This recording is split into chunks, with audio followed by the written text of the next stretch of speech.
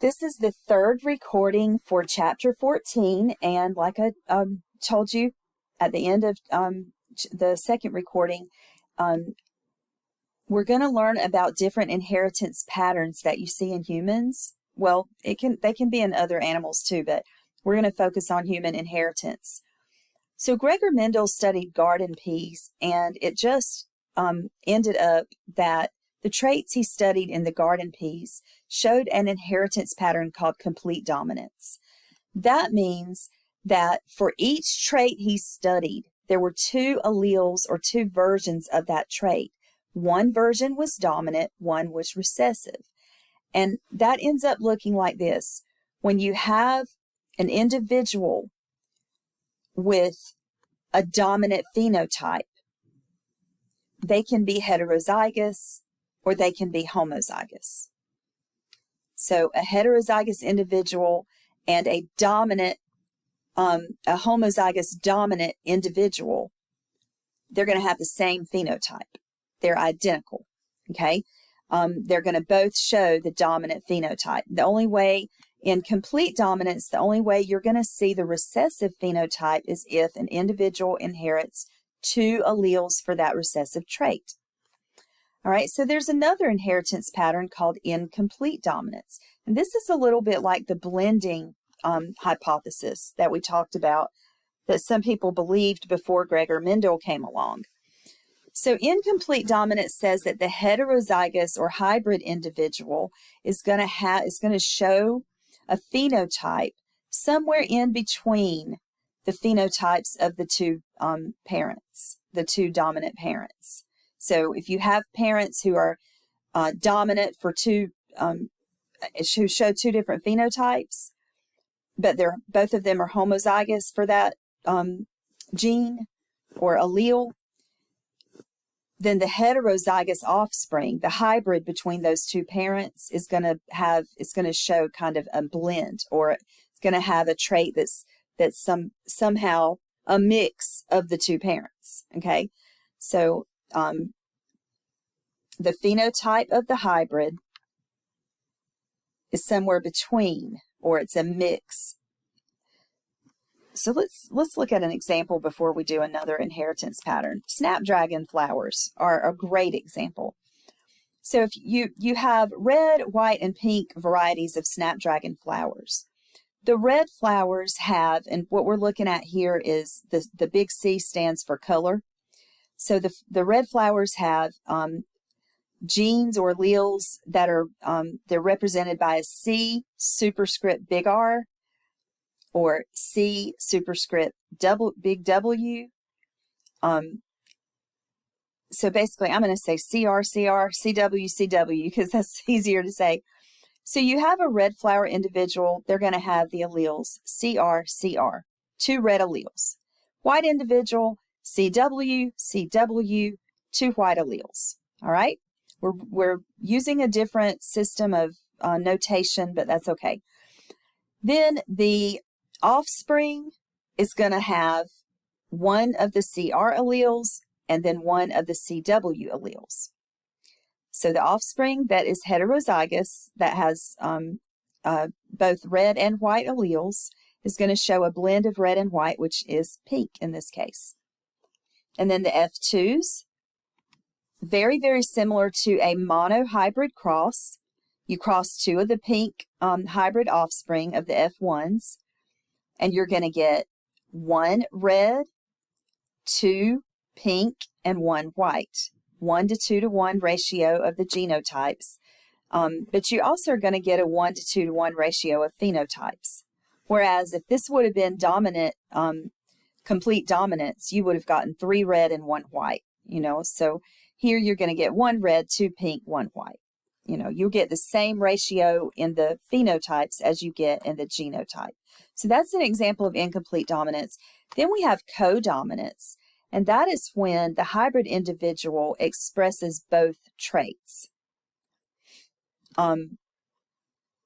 It says the two dominant alleles affect the phenotype in separate, distinguishable ways. In other words, you're going to somehow see both phenotypes showing up.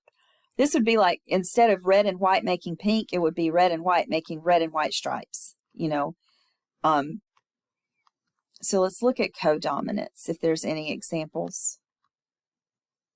I don't see an example of codominance except when we get to blood type. Blood type, you may have heard of blood type AB. An individual who has blood type AB has the allele for the A antigen and the allele for the B antigen. So they express both. They're going to show A and B.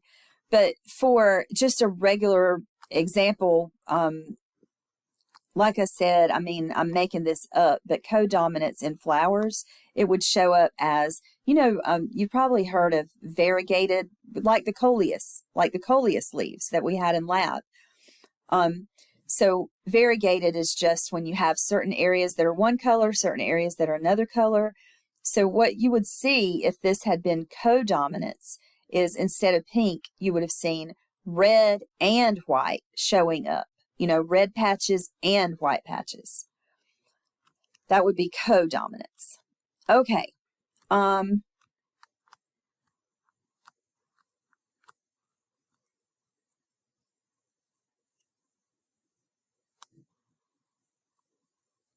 They're using the example of Tay-Sachs disease. This is actually, I know I'm familiar with Tay-Sachs disease. I did not know this about the inheritance of it though. Tay-Sachs disease is a fatal inherited disorder, and you see it mostly in the Jewish population. The Tay-Sachs disease is fatal to the offspring, and it's a terrible disease. And it comes from a dysfunctional enzyme. And that enzyme causes the buildup of lipids or fats in the brain. The brain basically gradually changes to fatty tissue. Now, it says at the organismal level, I'm going to read this and then try to explain it. At the organismal level, so the level of the organism, which is a baby, a human baby, the allele is recessive. And that's always how I've learned it. I've always learned that the Tay-Sachs is a recessive disorder. The child has to get 2 recessive alleles for Tay-Sachs disease, 1 from each parent. But if you look at it at the biochemical level, the phenotype, that is the enzyme activity level, is incompletely dominant. Okay.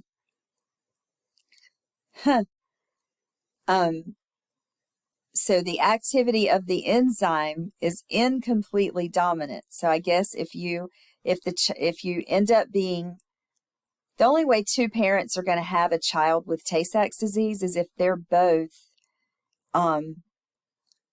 heterozygous, if they're carriers for Tay-Sachs disease. They don't have it, but they carry it. Okay?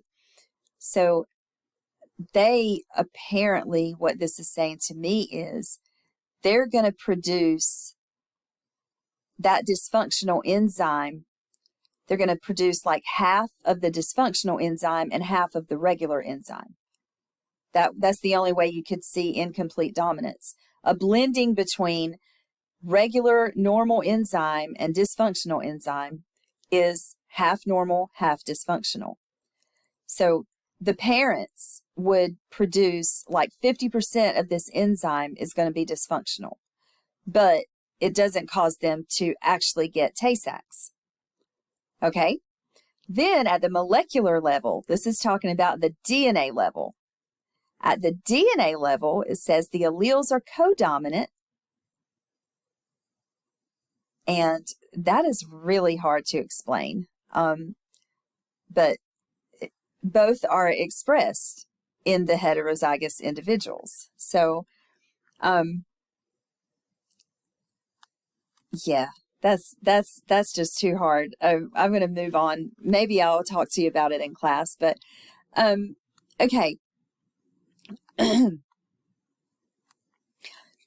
On this page, we have an example, and this is going to blow your mind if you didn't know this. Some traits are dominant, and you would never believe it because we don't really see a lot of people who have it, So the statistics on babies that are born with extra digits, extra fingers or toes, which the condition is called polydactyly. All right. The statistics are 1 out of every 400 babies in the United States. Okay. But polydactyly is caused by a dominant allele. So how does that work? If it's dominant, how are we getting, why aren't we seeing a lot more individuals with polydactyly? Because that dominant allele, even though it is dominant, is not found in the population enough. There's not enough people who have the dominant allele that marry and have babies.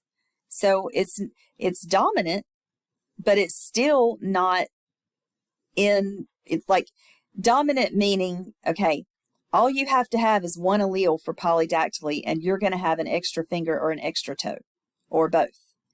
Extra digits, polydactyly, just means many digits, and that means you're going to have more than 10 fingers or toes. Okay?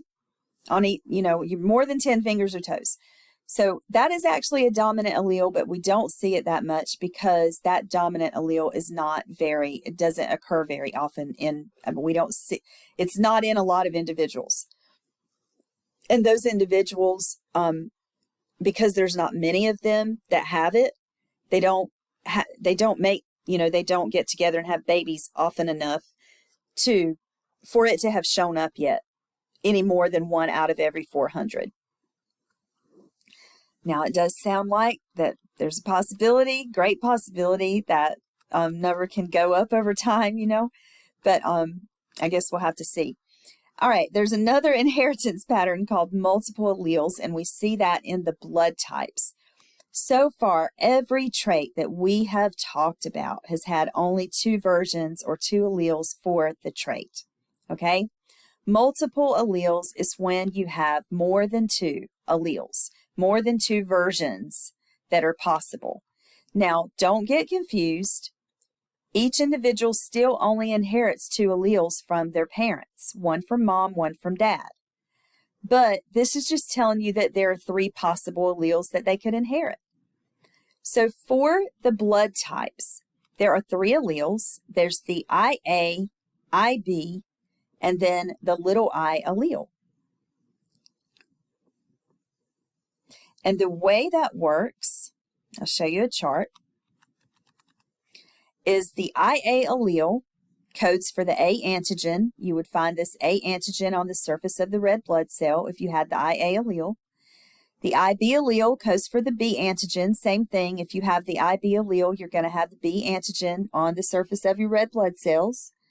And little I allele means you're not going to have either one of those antigens on the surface of your red blood cell, but it's recessive. So you have to have 2 little I alleles to show what we call the type O blood type. So here are your phenotypes: blood type A, blood type B, blood type AB, blood type O. Okay? And now we're not talking about whether you're A positive or A negative. We're not going into that just yet, but because that's a different antigen that causes you to be negative or positive. But if you are blood type A, you can have either of these genotypes, IAIA or IA little I. If you're blood type B, you can have IB or IB little I, because the IB and the IA are dominant to the little I. But then if you inherit IA and IB, that's where you see codominance. Because if you inherit IA and IB, you express both antigens, the A and the B antigen, on your red blood cells. When both traits are expressed, that's codominance. Okay, so that's a good example of codominance. We also have an inheritance pattern called pleiotropy. Pleiotropy is shown in cases where you have one gene that causes one condition, for example, sickle cell disease or cystic fibrosis. And that one gene can have many different phenotypic effects. It can cause many different symptoms, you could say. So like, for example, cystic fibrosis. Most people think of it as, one of the worst problems from cystic fibrosis is a buildup of mucus in the lungs. So the person ends up having a very difficult time breathing. But the other problem can happen in the pancreas, and a lot of people don't know about that. And then sickle cell disease, same thing, can cause many, many different symptoms related to the fact that the red blood cells are sickle-shaped, and they are not as able to carry oxygen as the rounded, healthy red blood cells, and they also form blood clots a lot more easily. So pleiotropy is one gene, has many effects, many different phenotypes. Then we can have many, many genes. I don't mean many versions of one gene, I mean many genes. So in many genes that affect one single trait, that's called polygenic inheritance. And we see that in our human traits that show a continuum or a range, like a bell-shaped curve. In traits like skin color, where you don't have just light and dark. You have many, many, many different shades in between the lightest skin and the darkest skin. That is going to be polygenic inheritance. Many genes add together to cause your certain skin shade. And then in epistasis, you have one gene that can actually control the effect of another gene. So you have to have one gene, you have to carry or have one gene in order to express another gene. Okay, Labrador retrievers are a good example of epistasis. Okay, so they have two genes for coat color. This is really interesting, actually. They have one gene that determines their pigment. Big B stands for black, little b stands for brown. If you ever seen a chocolate lab, that's what I mean by brown. So you've got big B for black, little b for brown. And you still have to have two little b's, that would be brown. And if you have at least just one big B, they're going to be black. So black is dominant to brown. You do see more black labs than you do chocolate labs. Then there's this other gene, and it's the E gene. So the big E stands for color, and the little e stands for no color. And having color is dominant. But if the individual gets two little e's, then the lab is going to be yellow. Okay? So if you have an individual who has two little e's, it doesn't matter what the b's are. The b's can be anything. Big B, little b, two little b's, doesn't matter. Those are going to be yellow labs. And then if they have at least one big E, then they're going to be either black or brown, depending on what their genotype is. Okay, so that's epistasis. And here you can see the example. You see your black, chocolate, and yellow labs, and this is how it works. If you've got two heterozygous labs, they're going to be black because they've got one big E. That means they're going to have color in their fur. And they've got one big B, which is for the dominant trait of black fur color. So if you do a cross with them, you're going to have 9 who show the black fur. You're going to have 3 that show the chocolate because they have 2 little b's and at least one big E. Okay, look at every genotype for the chocolate lab. At least one big E means they're going to have color, but they've got to have 2 little b's to be chocolate. You see? All right, so 3 out of 16 for that. Then there are 4 out of 16 that don't have a big E, so they're all going to be yellow no matter what the B alleles are. Okay? So that is, there you go. In polygenic, we have human traits that show a continuum of many, many, many different phenotypes from, like for height, from the very shortest individual to the tallest individual. There is a large range, and more people would be the average height, so it would show up like a bell-shaped curve if you did a graph. Skin pigmentation is also polygenic. So polygenic inheritance is going to work like this. You're going to have like not just one gene, but here we see the A gene, the B gene, and the C gene, and their effects are going to be added up. So based on how many big letters you get, you're going to have darker, and based on how many little letters you get, you're going to have a lighter shade. And that's polygenic inheritance. And then there is a section on the effects of environment. For example, this is kind of cool. Hydrangeas, you've probably seen these. The flowers, they're bushes, and the flowers kind of look like, they can actually be white, but they look kind of like snowballs. They're just big, rounded clumps of flowers actually. But these are hydrangea bushes. And if the soil has a basic pH, they're going to be pink. And if the soil has an acid pH, a low pH, they're going to be blue.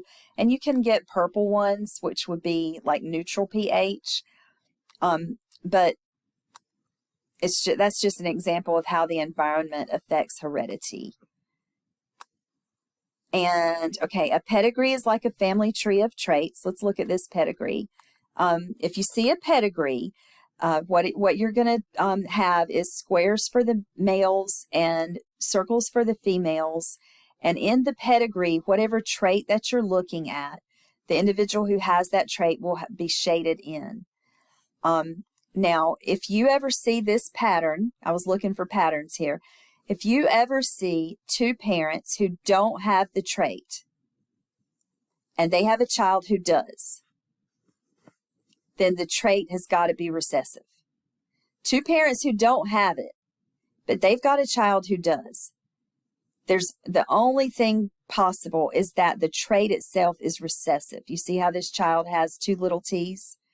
So that's the only way you can have two parents who don't have a trait and a child who does have the trait, is the parents don't have that trait, but they're carriers for it. And so the child shows the trait because each parent is a carrier for the allele for that trait. And that trait is a recessive trait. If you ever see this inheritance pattern where, don't look at the letters, just look at the two parents are not shaded in, so whatever this trait is, they don't have it. They don't have the trait for being able to taste PTC, just a chemical. All right, so I'm sorry, they do have the trait. No, they don't have the trait. No, hold on.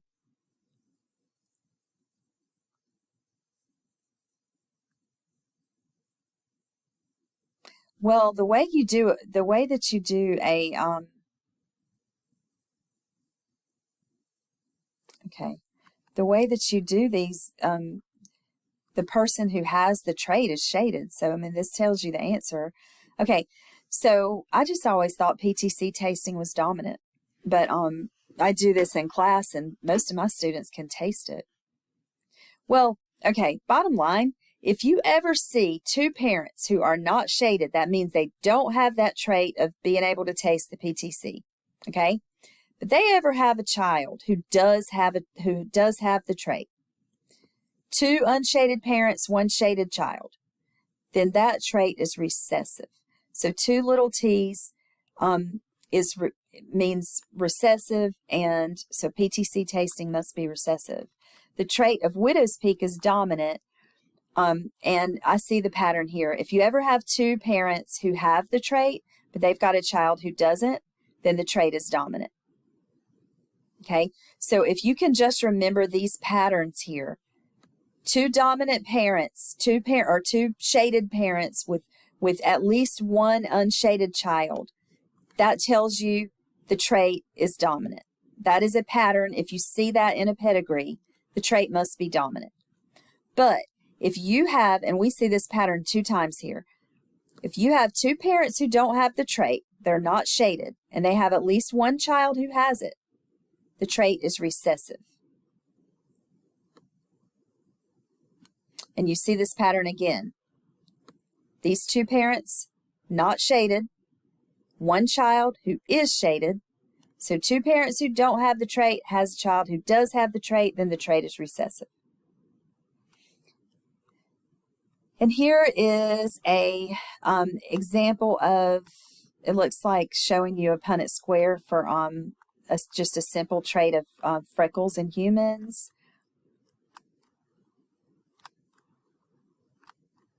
This is talking about traits where you have parents who are carriers, and then the child who, the recessive child receives the recessive allele from each parent. So the parents don't show the trait, but the child does. Albinism is a recessive trait. Cystic fibrosis is inherited the same way. You can have two parents who don't have cystic fibrosis, and they will pass on the gene because they're carriers. They'll pass on the gene, and their children have a 1/4 chance of getting cystic fibrosis if the two parents are heterozygous or carriers for it. So cystic fibrosis is recessive, sickle cell is recessive. And here too, we use sickle cell for an example of pleiotropy. So sickle cell is caused by one gene. And that one gene can cause physical weakness, pain, organ damage, and even paralysis. So many, many different phenotypes or symptoms from one gene. Many different expressions of one gene.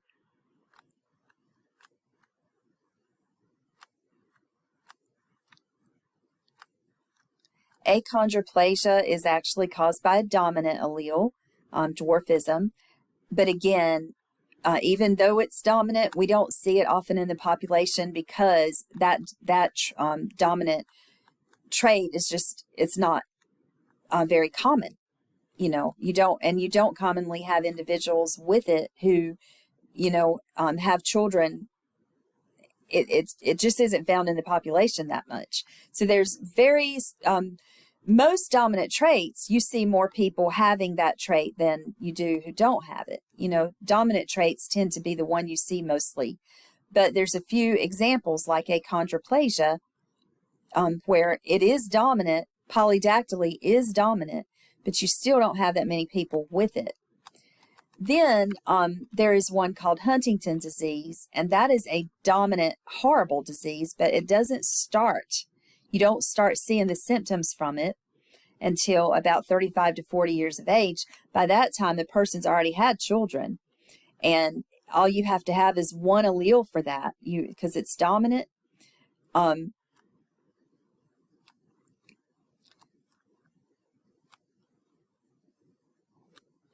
All right, so we have some more slides, but I'm going to have to stop here, and you can read through them, but we have covered the main most important information for this chapter, and you can kind of scroll through and look at the rest of the slides if you want to, but we've covered mostly what you need to know.